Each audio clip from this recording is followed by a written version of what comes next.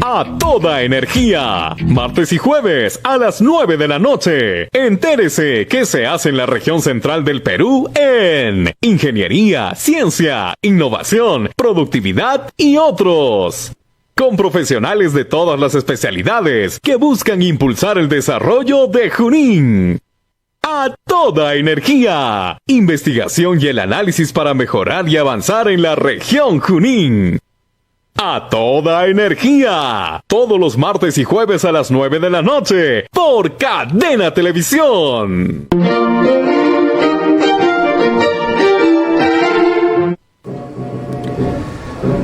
Muy buenas noches, amigos. A toda energía nuevamente. El día de hoy tenemos muchas cosas para presentar, pero vamos a resumir de que al principio vamos a presentar a un ingeniero que ve el aspecto de defensa civil en la parte eléctrica. También vamos a presentarle a Víctor Murillo, que es el colaborador principal de este programa, y él nos va a decir por qué el alza del combustible y del gas. Vamos a conversar también con una investigadora, una estudiante investigadora que ha analizado cosas bien interesantes, y eso lo veremos más o menos a partir de las 9:30. Los genes del Instituto Geofísico del Perú está aquí en la región central. Yo recién me acabo de enterar, y sobre este tema vamos a hablar un poco. Vamos con algunas imágenes del lugar donde en este instante se está haciendo una serie de análisis. Es decir, vamos a comentar un poco sobre lo que ocurrió en 1910, donde existía un interés mundial para entender tanto la meteorología como el campo magnético terrestre. Se ve observado que la Tierra, cuando los polos norte y sur cambian, se quería entender cómo funcionaba la parte interna de la Tierra, ¿no? Que permite que ese proceso tenga toda una explicación. Entonces, para llevar adelante estos grandes investigadores mundiales, estamos hablando del mundo, se establecieron observatorios muy cerca de ambos polos. Sin embargo, faltaba uno que debía ubicarse donde se creía que estaba el ecuador magnético. Los investigadores, en este caso de Estados Unidos, que eran los que más estaban preocupados de eso, estamos hablando de 1910, fueron al Valle del Mantaro. Observaron que la zona de Guayao cumplía con estos requisitos de cielo, desde donde se podían hacer todas las observaciones, las evaluaciones y todo lo que podrían desde ese punto. Y bueno, al final se instaló este observatorio, que es el único y el primero en Latinoamérica, y tal parece que fue en esa época una iniciativa norteamericana. Todavía no existía el IGP. Lo que sí se sabe es que los investigadores se reunieron con los comuneros de la zona y tuvo un acuerdo verbal, y los comuneros le cedieron un terreno en Guayao. Estamos hablando en 1919.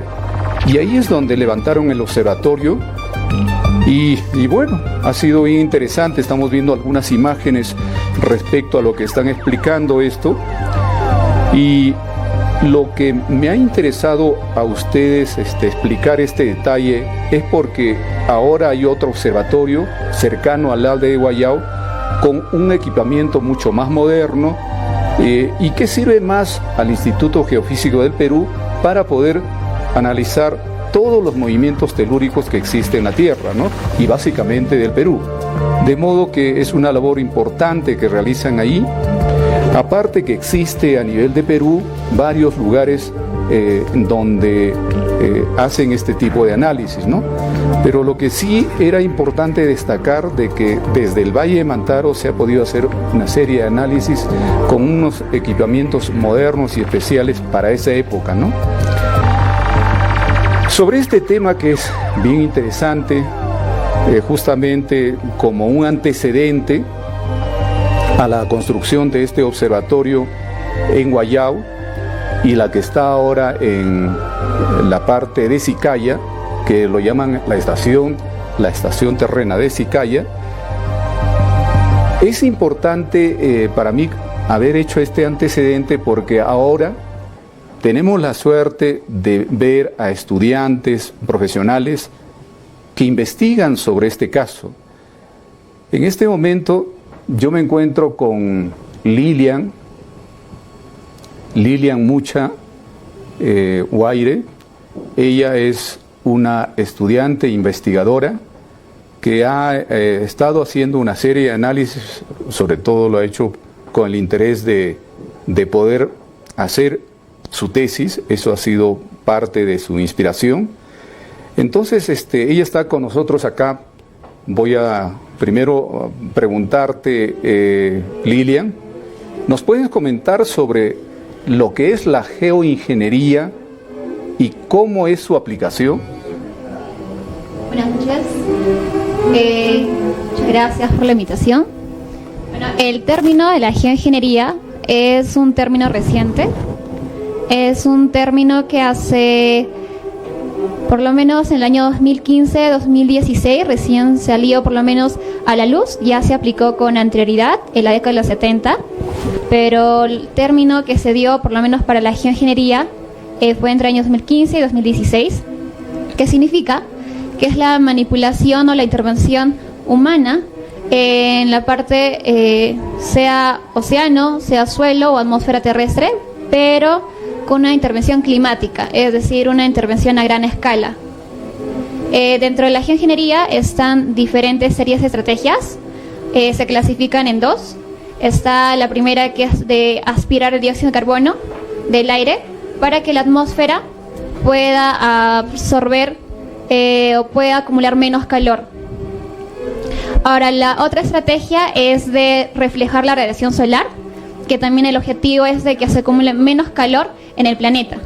Entonces, ambos están direccionados a mitigar los efectos que pueda ocurrir durante el cambio climático, ya sea a nivel planetario. Entonces, es más que todo una estrategia reciente, innovadora, y que también tiene un poco de controversia porque se entiende de que es una aplicación planetaria, es una aplicación no solo que se puede aplicar en ciertos distritos o en ciertas regiones o en ciertos continentes, sino a escala planetaria. Entonces es un poco difícil por lo menos tener un acuerdo entre todos los países para que puedan aplicarlo, porque en sí se desconocen los efectos, ¿no? Y más todavía si no se ha aplicado a nivel mundial. Estuviste realizando un trabajo de investigación sobre la geoingeniería y también sobre la meteorología. Cuéntanos un poco de esa experiencia.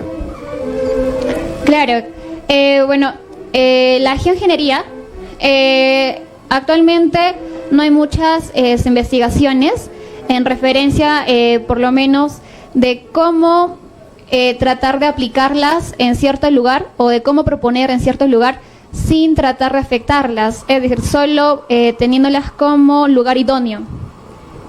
Entendiendo sobre ese aspecto, aún los estudios que se realizan, ya sea en Europa o en otros países, que es por parte de Norteamérica o los Países Bajos, son muy pocos. Entonces, se ha tratado de recaudar todos los antecedentes, todas las aplicaciones de los papers, tesis, actas de conferencia, etcétera, para que se pueda tener y se pueda entender en qué condiciones nos encontramos, en qué condiciones están los estudios, por lo menos científicos, a nivel nacional y también a nivel mundial. A nivel nacional, si hablamos, no hay estudios en referencia de proponer en qué lugar yo puedo aplicar, porque si es difícil el hecho de ya aplicarlo, por lo menos se tendría que hacer un estudio dónde proponer o dónde aplicar. Y en base a ello, mi persona, igual junto a un geólogo de la Universidad Nacional de Ingeniería, también de la Universidad Continental, con una alumna de la carrera de Ingeniería Ambiental, que es mi colega, hemos tratado de plantear o analizar las condiciones meteorológicas y geográficas para tener o indicar qué provincias dentro de la región Junín son las ideales para aplicarlos, teniendo en consideración también el tipo de nubes, porque es muy importante, ya que dependiendo del tipo de nubes se puede aplicar una técnica de la geoingeniería, y una técnica de la geoingeniería a microescala, que es considerada incluso dentro de los términos del IPCC, es la creación de lluvia mediante yoduro de plata, ¿no? Que se puede insertar en las nubes y eso puede hacer de que la nucleación se pueda facilitar. Se formen pequeñas gotitas, se puedan juntar y ya por efecto de gravedad tienden a caer y tienden a precipitar. Entonces es un estudio innovador, por lo menos en Perú no se tiene, tampoco en Latinoamérica. Es así que el estudio que ya se ha presentado va a servir de referencia a futuras investigaciones, entendiéndose que la base que realizamos es un estudio exploratorio. A ver, quiero que nos hables un poco sobre la importancia de este estudio de investigación, porque tú has sustentado en un congreso, acabas de decir de que esto sirve para que pueda haber lluvia de acuerdo a las condiciones del lugar en la zona de la región Junín, y eso nos interesa, y por eso estás invitada a este programa. Díganos esa importancia de lo que tú has podido explayarte en un congreso internacional, creo que fue para Australia. Exacto, interesante también pregunta.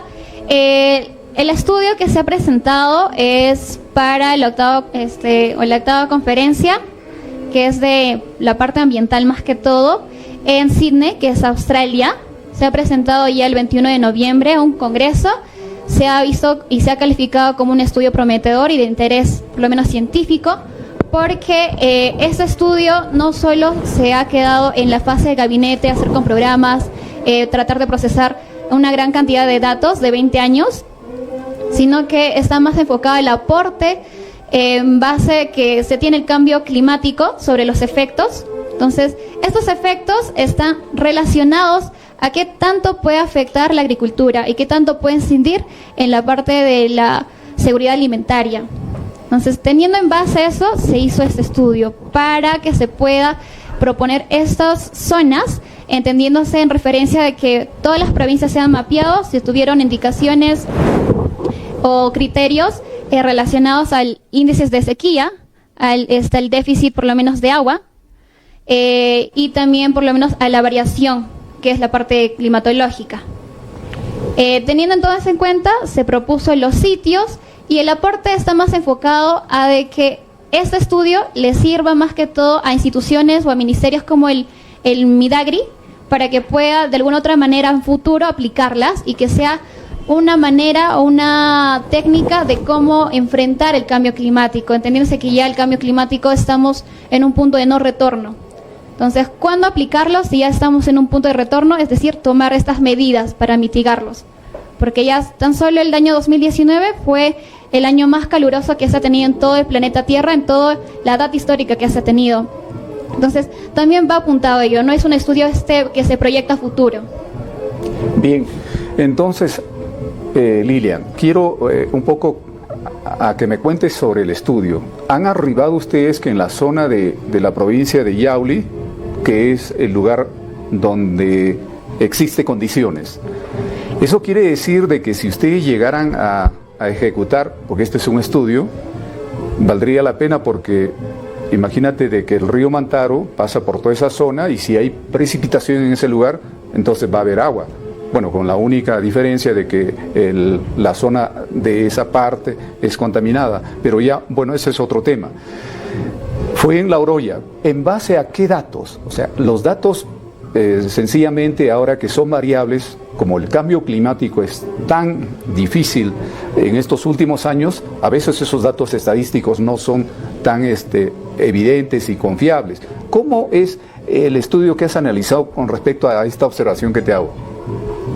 Sí, igualmente, interesante pregunta, porque está más enfocado a la significancia o al porcentaje de cuánto se podría destinar como eficiente el estudio. Entonces, si hablamos enfocándonos a ello, primero tendríamos que partir a qué tipo de datos y de qué tipo de institución se ha tomado esos datos. Primero, los datos meteorológicos se han tomado de todos los observatorios que tiene por lo menos la región de Junín y que fueron previstas por el CENAMI. Se ha mencionado que es más que todo para un estudio de investigación. Nos enviaron los datos de 20 años y esos datos de 20 años, es decir, son datos únicos. Son datos que por ya instrumentación de que puede, por ejemplo, tomarle un ejemplo, el observatorio de Guayao puede tomar el día miércoles, el 12 de diciembre, o el 4 de diciembre sobre temperatura máxima. Entonces, es un único dato. Ahora, esos datos se fueron acumulando, ¿no? Día, semana, meses, hasta año, y a llegar hasta los 20 años. Entonces, esos datos sirven por lo menos tener durante toda esa data histórica, analizar cuál fue el comportamiento de tal provincia. Si esta provincia ha tenido una variabilidad climática, la variabilidad climática es algo propio de la Tierra. La Tierra puede enfriarse y puede tener temperaturas altas. Pero ya la parte del cambio climático está relacionado más a de que ya existe un factor externo, es decir, un factor antropogénico que pueda alterar de manera negativa estas condiciones y hacer de que se pueda perturbar de manera un poco más implícita y también complicada de ya la parte climática, es decir, en tal estación y en tal mes, por lo menos de tal provincia que es de invierno, ya no es invierno, sino ya tiene incluso indicadores que ya hay aumento de temperatura alta, cuando debe ser lo contrario. Entonces, en base a ello, se ha tratado de analizar dato por dato, de día por día, procesarla en programas, por lo menos de MATLAB, que permite realizar un procesamiento sistemático, hacer mapas, hacer mediante el análisis de caja de bigotes, que te facilita el comportamiento mediante la distribución de los datos. Entonces, se ha visto de cada provincia y nos hemos percatado que por lo menos en la provincia de Yauli, las variaciones de temperatura y también las variaciones sobre la precipitación han cambiado de manera un poco más drástica. Han habido variaciones, por lo menos si hablamos con 0.2, 0.5 grados Celsius. Puede parecer muy poco, pero si hablamos como una recopilación de 20 años, sí es un dato que tiene un gran peso. Bueno, a mí me parece interesante tu propuesta y el estudio que has hecho. Y bueno, primero vamos a saber, tú eres un estudiante que ya está finalizando la carrera en Ingeniería Ambiental. El estudio que has ido haciendo ha sido hace poco, hace varios años. ¿Cómo empezó esta idea? Wow. A ver, el estudio yo lo estuve revisando, por lo menos el término de la geoingeniería, cuando recién ingresé en la carrera de Ingeniería Ambiental. Siempre me ha gustado el poder analizar el clima espacial. Incluso hasta ahora tengo la pasión de poder enseñar, poder divulgar, poder difundir las investigaciones que se realizan, no solo de mi persona, sino también de el IGP, porque también realizan en varias observaciones. Por ejemplo, tenemos nada más la estación o el observatorio que está en Sicaya. Claro. Exacto. Y cuando ocurre tal vez algún incidente catastrófico en la parte de la sede de Lima, esta sede que está en Sicaya funciona como un alterno, que ya brinda servicio sismológico. Ahora, en caso de Guayao, también hacen estudios interesantes sobre las observaciones ionosféricas. Incluso tratan por lo menos de comprender cómo las radiaciones solares tratan de alguna otra manera afectar las comunicaciones. Claro. O también entender cómo las temperaturas bajas han afectado el cultivo, la producción de la papa, ¿no? Que es el tubérculo nacional, y por ello incluso hasta ahora siguen dando pronósticos de heladas. Entonces yo siempre he estado observando, he estado viendo estos estudios, me he estado alimentando de cuál es la importancia, porque en sí todos son aportes científicos, en sí todos apuntan por lo menos a que de alguna otra manera sirva al ciudadano en calidad, que mejore su calidad de vida. Tal vez no de manera directa, pero sí de manera indirecta. Englobando todo ello, ya en primer ciclo, yendo a la pregunta también, me gustó el término de la geoingeniería porque entendía que geoingeniería no era un término común, o no era un término que era fácil de comprensión, por lo menos por así decirlo, porque yo siempre preguntaba a los diversos estudiantes que están dentro de mi facultad y me decían que geo es tierra. Claro. O ingeniería, bueno, es como ingeniería de minas, ¿no? Y él decía que no, sino es más que toda una intervención a escala planetaria. Y él dijo, wow, qué interesante. Ya después otro curso que surgió para el introductorio de carrera de Ingeniería Ambiental, yo sustenté como en trabajo final el de generar precipitación con yoduro de plata. dentro del Valle del Mantaro. Igual también tuve aportes, por lo menos retroalimentación de mi ingeniera, y me dijo que son estudios que sí aplican en otros lados, pero lamentablemente en Perú no lo aplican, y tampoco no se sabe mucho sobre los efectos que pueda por lo menos dar en la parte biótica, no se sabe los efectos. Entonces yo sentía que hay algo ahí que se tiene que investigar, como también de la geoingeniería, cogiendo de que generar precipitación es una técnica a microescala de la geoingeniería. Exacto. Yo ya en la carrera de sexto ciclo, bueno, dentro del sexto ciclo de la carrera, realicé otro trabajo en referencia a la geoingeniería, pero que es más demostrativo, es decir, demostrar los efectos de la geoingeniería mediante la realidad aumentada. Dentro de la universidad se ganó, íbamos a ir a sustentar en el Congreso de Colombia, pero lamentablemente por contexto de pandemia pues no se pudo dar, pero ya para mi tesis por lo menos realicé eso, ¿no? De proponer, porque incluso, como les comento, es un estudio exploratorio, es decir, que no existe por lo menos un estudio igual, y sirve como antecedente para la parte de Latinoamérica y también para Europa, y también incluso para los países vecinos como Chile. Entonces es un estudio con gran potencial. Brillante lo que has hecho. Felicitaciones. Vamos a seguir dentro de lo que tú has estado haciendo el estudio, y ojalá podamos prácticamente aplicar ese estudio. Sencillamente es bueno de que se demuestre estudiantes que investigan como tú. Sigue adelante, y felicitaciones también porque estás terminando la carrera de Ingeniería Ambiental. Bueno, ha sido con ustedes Lilian Mucha Guay. Muy bien, amigos, le estamos muy agradecidos por su sintonía. Lo que acaban de ver y otros temas interesantes referidos a ingeniería y a lo que es también ciencia, y las conversaciones que haremos como investigadores estudiantes y también investigadores que están en la universidad. Nosotros hemos hecho un llamado a la Universidad Nacional del Centro, al rector. Vamos a esperar que nos puedan dar acceso y también estar en las otras universidades. Muchas gracias por hoy y hasta cualquier momento. Buenas noches.